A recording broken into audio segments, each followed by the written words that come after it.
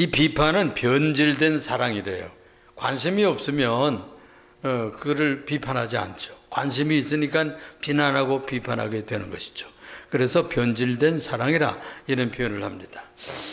그래서 입방어로 신자들을 비난하는 이들이 교회에도 가끔씩 있습니다.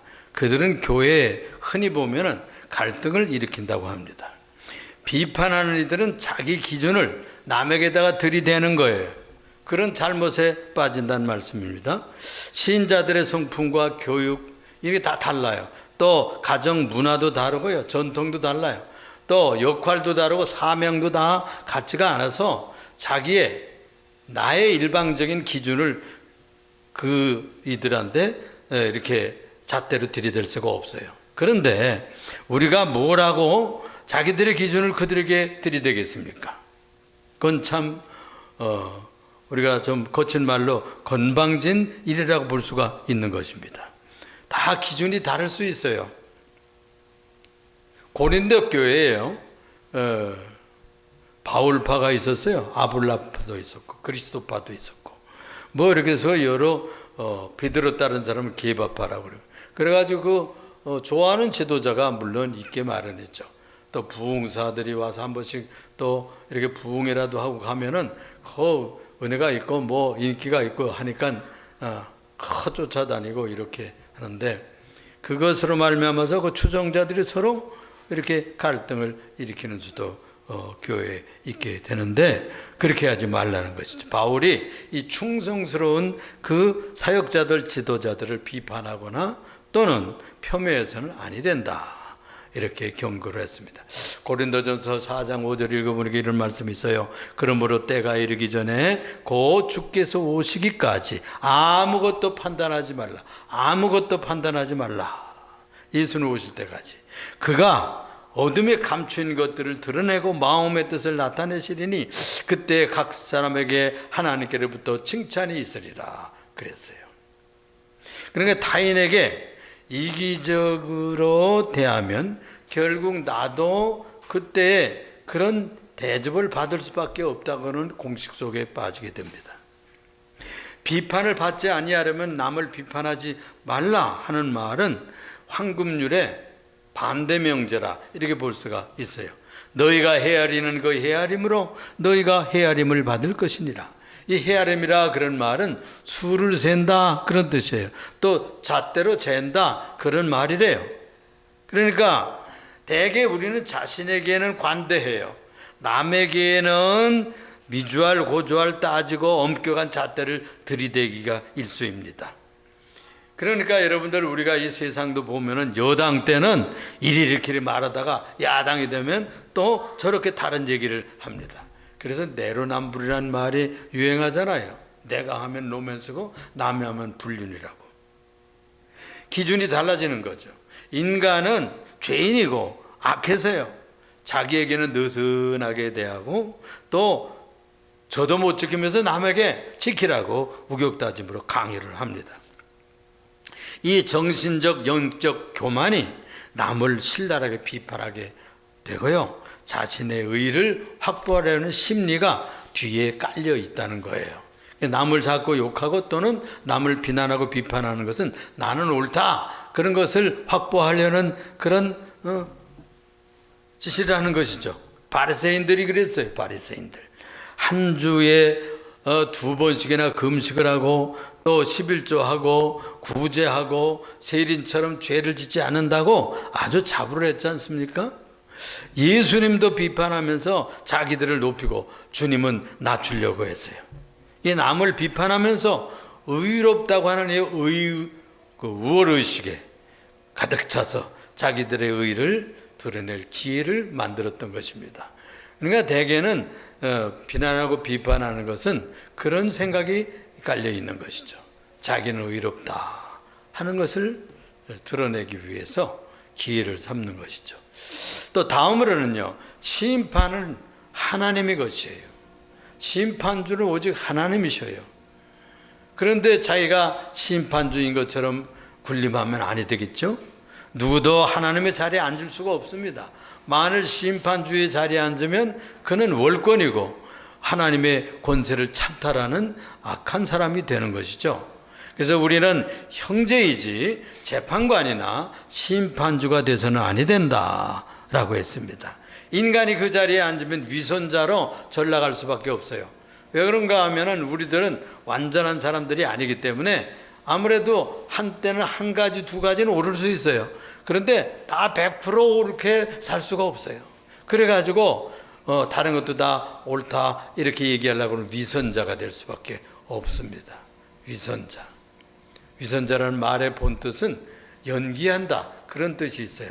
가면을 쓴다 그런 뜻이 있는 말씀이에요. 오늘 본문 말씀에서도 위선이라는 말을 주님께서 쓰고 있습니다. 그렇습니다.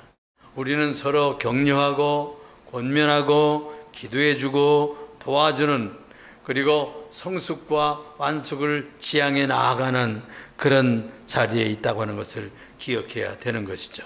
그래서 우리는 함께 자라나고 함께 성숙의 길로 가고 한 걸음 두 걸음 온전한 그런 삶을 살기 위해서 동행해가는 그런 자들이 제자들이다 하는 것입니다.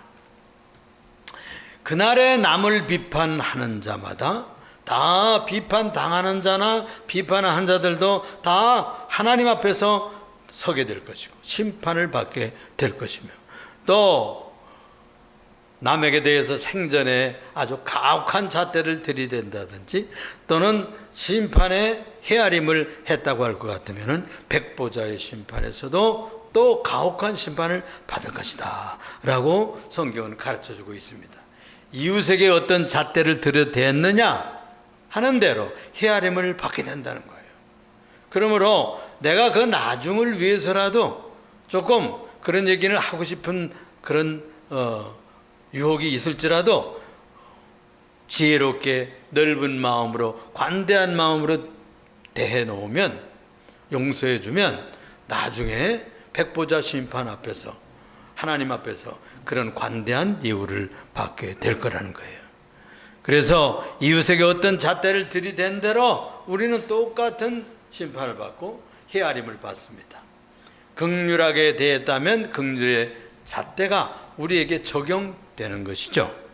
마태복음 5장 7절에 긍휼히 여기는 자는 복이 있나니 저희가 긍휼히 여김을 받을 것이며 라고 가르쳐 주셨습니다.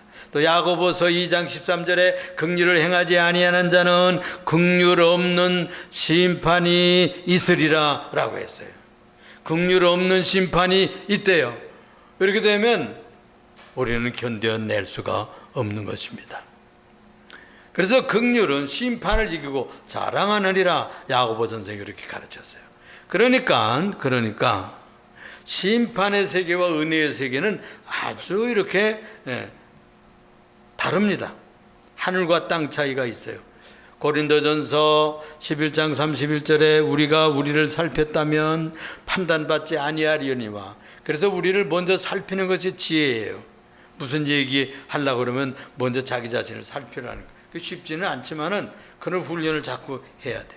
비난과 비판은 악을 절대로 바로잡지를 못해요. 비판하고 심판하는 것은 그 비뚤어진 것을 바로잡을 능력이 없다는 말씀이에요. 오히려 용서하고 관대하고 참아주고 기다려주는 것이 그걸 고쳐요. 오히려. 그래서 이 허물과 실수에 초점을 맞추면 내게 아무 그렇지 않들에게 유익이 없다는 겁니다. 그러니까 비판의 기준은 객관적이고 또 힘들고 또 주관적이기가 쉽습니다. 그래서 우리는 내가 보고 싶은 대로 봅니다. 늘 예수님은 관대함을 요구하는데 우리들은 예수님의 눈길을 닮아야 될 줄 믿습니다. 그리고요, 한 가지 재미난 얘기를 했는데 티끌과 들보 얘기를 해줬어요. 보라, 내 눈 속에 들보가 있는데 어찌하여 형제에게 말하기를 나로 내 눈 속에 있는 티를 빼게 하라 하겠느냐 그랬어요. 우리가 얼마나 형제들을 비난하고 비판할 자격이 없는가 하는 것을 여기서 드러내주고 있는 것입니다. 주님 들려주신 이 티끌과 들보 얘기는 무슨 얘기일까요? 우리가 멍청하고 어리석은 영적 자아에 그런 잠겨 있다고 하는 것을 폭로하시는 말씀입니다. 3절 말씀에 어찌하여 형제의 눈 속에 있는 티는 보고 내 눈 속에 있는 들보를 깨닫지 못하느냐 그랬어요. 그러나 예수님은 목수 출신이시잖아요. 육신의 아버지 되었던 요셉에게 그 목공일을 배워가지고 목수 노릇을 해서 가정을 이끌어갔어요. 그 육신의 아버지 그 요셉이 일찍 돌아가셨답니다.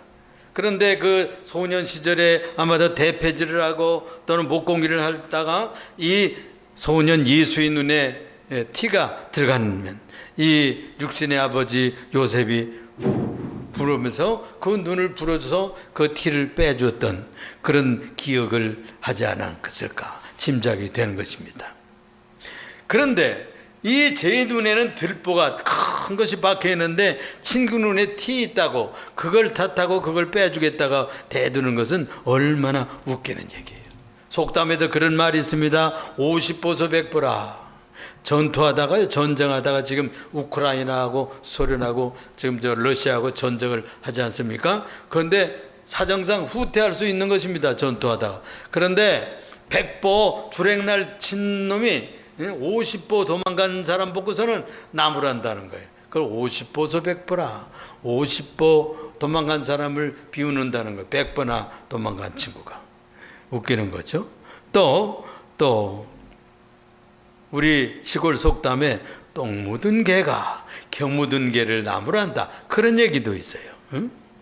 제 눈에 들보가 박혔는데 그걸 뺄 생각은 안 하고 그런 주제에 남 눈에 티를 빼준다고 대들면 얼마나 웃기는 얘기입니까? 겸손히 그래서 자기를 살펴야 내 속에 혹시 더 큰 들보가 있지 않은가, 더 큰 흠이 나에게 있지 않은가, 이런 것을 살펴야 되는 것이죠. 그래서 겸손히 자신을 살피면 뒷담화하다가 남의 흉보다가 수치당하지 않게 됩니다.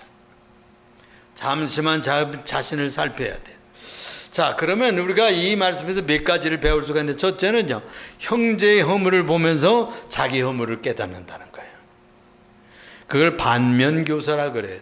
그걸 타산지석이라고 그래요. 남 실수를 통해서 배우는 거예요. 남의 흠을 통해서 나는 저런 실수가 없을까, 나는 흠이 없는가, 이런 걸 살필 수가 있어요. 그래서 남을 통해서 자신을 배우고 또 자기를 비울 수가 있고 살필 수가 있는 기회를 가지게 되는 겁니다. 5절 말씀에 그래서 외식하는 자여 먼저 내 눈 속에서 들보를 빼어라 그랬어요. 외식하는 자, 이게 연기하는 자, 가면 쓴 자여, 그런 뜻이 되는 것입니다. 그래서 내 눈 속에 있는 들보를 뽑고 남의 티를 빼줄 수가 있는 것이죠. 두 번째로 자기를 잘 살펴야 티를 빼줄 수가 있어요. 척 보면 안다고 하다 대들다가는 실수합니다. 5절 하반절에 보니까 그 후에야 밝히 보고 형제의 눈 속에서 티를 빼리라 그랬어요. 이 비판은 눈을 멀게 하고 사랑은 눈을 밝게 한다고 했습니다. 사랑은 친구를 십자가 아래서 용서해 받았다고 하는 인식을 가지는 거예요.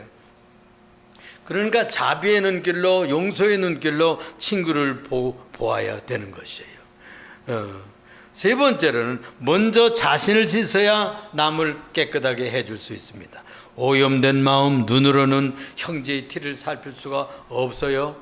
목욕을 해도 손을 깨끗이 씻어야 형제의 눈에 이렇게 티를 제거해 줄 수가 있는 것이에요. 그래서 우리가 매일 씻어야 돼. 매일 회개하고 우리들이 손을 씻듯이 우리의 마음을 씻어냈을 때 형제의 티나 점이나 흠점을 얘기해 줬을 때 오해하지 않고 상처 주지를 않을 수가 있습니다.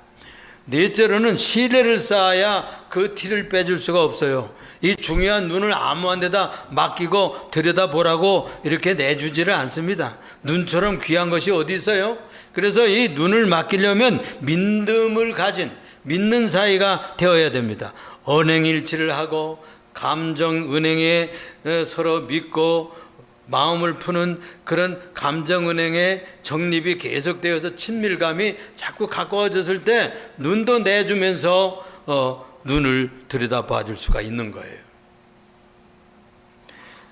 그래서 우리가 신뢰를 쌓아갈 때 눈까지 막힐 수가 있는 것이죠. 다섯 번째로는 기술이 필요해요. 그렇죠? 이 티를 빼려면 집게로 뽑을 수가 없습니다. 응? 또 이쑤시개로 뽑을 수가 있는 것이 아닙니다. 정확한 지식과 뛰어난 기술이 필요한 것이죠. 섣불리 대들다가는 사태를 악화시킵니다. 또 집게를 들고 대들다가 눈까지 뽑을 수 있는 큰 화를 만들게 되는 것이죠. 또 한 가지 마지막으로 생각할 것은 개와 돼지 얘기를 예수님께서 비유로 들어주시면서 마무리 말씀을 해주셨습니다. 아주 반전의 스토리입니다. 6절에 보니까 거룩한 것을 개에게 두지 말며 너희 진주를 돼지 앞에 던지지 말라. 그들이 그것을 발로 밟고 돌이켜 너희를 찢을까 상할까 염려하라 라고 충고해 주고 있습니다. 이 형제가 아니라 개와 돼지라고 분류된 이 사람들은 누굴까요? 유대인들에게 이 개나 돼지는 부정한 존재로 여겨졌던 것들입니다. 그들은 누굴까요? 복음을 모르는 자들입니다. 믿지 않는 불신자들이라고도 볼 수가 있어요. 또 복음을 믿다가 버리고 나간 사람들입니다.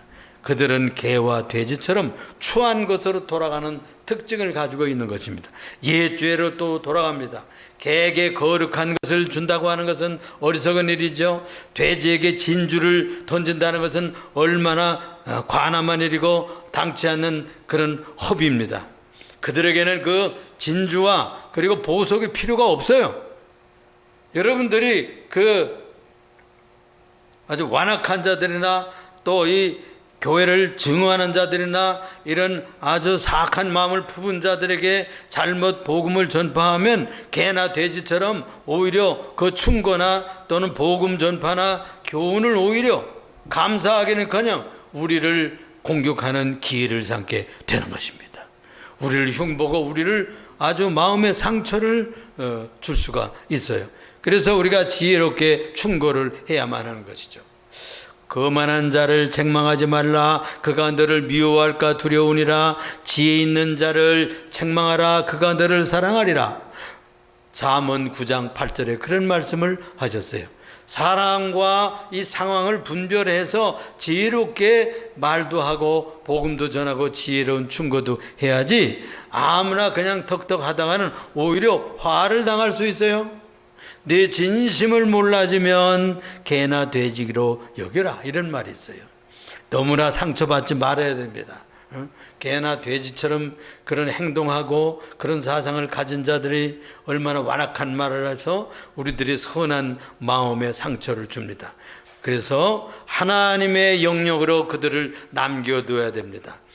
그래서 두 가지를 얘기했어요. 그동안은 물질과 관련해서는 염려하지 말고 기도하라 그랬어요. 물질이 모자랄 때는 염려하지 말고 기도하라. 또 우리가 사람에 관련해서도 비판하지 말고 기도하라. 물질에 관해서는 염려하지 말고 기도하라. 사람들에 관해서는 비판하지 말고 기도하라 했습니다. 물질 문제나 인간 관계에서 하나님을 개입시켜요. 우리가 다 할 수 있는 게 아니에요. 그때 가족과 교회 공동체에 평화가 오게 될 줄로 믿습니다. 기도하겠습니다. 사랑이 많으시고 은혜가 풍성하시며 우리의 지존자가 되시는 하나님, 또 우리 주 예수 그리스도께서 우리들에게 비판하지 말라 하셨습니다. 우리가 이 비판함으로써 나중에 헤아림을 받고 비판을 받고 심판받을까 두려워하는 주의하고 우리 자신들을 들여다보고 보살피고 또 살펴서 겸손히 다가갈 수 있도록 지혜로운 입술을 주시옵소서. 또 지혜로운 판단력을 주시옵소서. 겸손한 자세를 가지게 하여 주시옵소서. 그래야 해서 그들에게 유익을 주게 하시고 상처를 주는 어리석은 자리에 들어가지 아니하도록 축복하여 주시옵소서. 가정을 회복하게 하시고 교회를 회복하게 하시고 구역을 회복하게 하시고 우리의 친구의 관계를 아름다운 지혜와 충고로 회복할 수 있는 지혜자들이 다 되게 하여 주옵소서. 예수님 이름으로 기도합니다.